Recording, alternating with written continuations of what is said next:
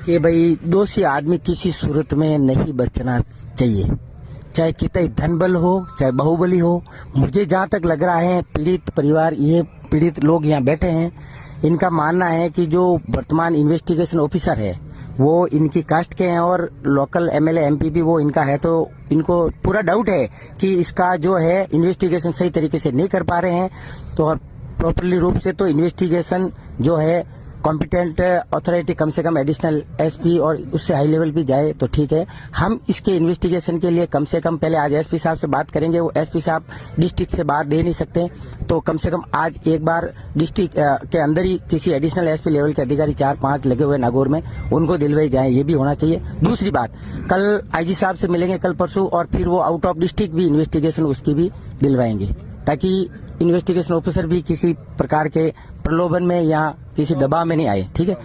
और फिर अगला हमारा टारगेट नेक्स्ट रहेगा इसकी सीआईडी जांच करवाने का। जब तक इसकी सीआईडी या कम से कम सीबीआई या कम से कम सीआईडी तक जांच इसको इन्वेस्टिगेशन को नहीं रखेंगे, तब तक हमारा कानूनी प्रक्रिया और ये जो प्रोटेस्ट है वो लीगल रूप से और संवैधानिक रूप से जारी रहेगा।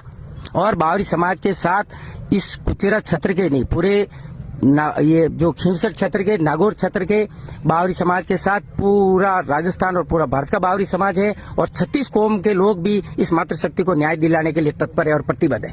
धरना जारी रहेगा। धरना ज्ञापन देके आएंगे हम, एसपी साहब से, कलेक्टर साहब से मिलेंगे। धरना प्रोटेस्ट जब तक गिरफ्तारी नहीं होगी तब तक धरना जारी रहेगा। हम आज ज्ञापन देके आएंगे, फिर हमारा नेक्स्ट स्टेप कल डिविजनल कमिश्नर और आईजी से मिलने का होगा, और तीसरा स्टेप हमारा स्टेट गवर्नमेंट के चीफ मिनिस्टर और डीजीपी से मिलने का होगा। एसपी साहब से आज ही मिलोगे?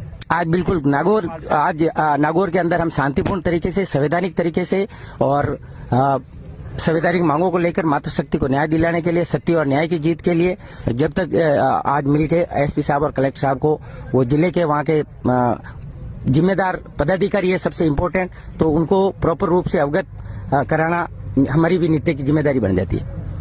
अच्छा, आपने भी अपनी कमेटी चुनी है यहाँ पे? कितने लोगों को? कमेटी कोई नहीं, सारे जितने भी लोग आ रहे हैं सब कमेटी है। जो भी आप न्याय दिलाने के लिए लोग, जो आप खड़े हो, जो भी और सोशल मीडिया के मार्फत जो भी आवाज उठा रहे हैं लोग, वो सब कमेटी है। और जो भी कमेटी अगर समाज तय करती है, तो जो भी कमेटी निर्णय लेगी, तो वो भी कमेटी का निर्णय भी समाज के अंडर ही है।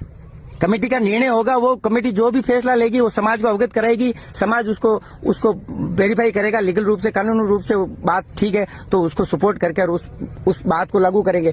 जो चीज नहीं आ रही है तो उसको समाज उसको कि भाई इस पॉइंट पे हम इसमें सहमत नहीं है, तो उसमें संशोधन जो भी होगा, बाकी वो कमेटी होगी वो भी समाज के और सर्व समाज के निर्णय के अंदर और न्याय, कानून और संविधान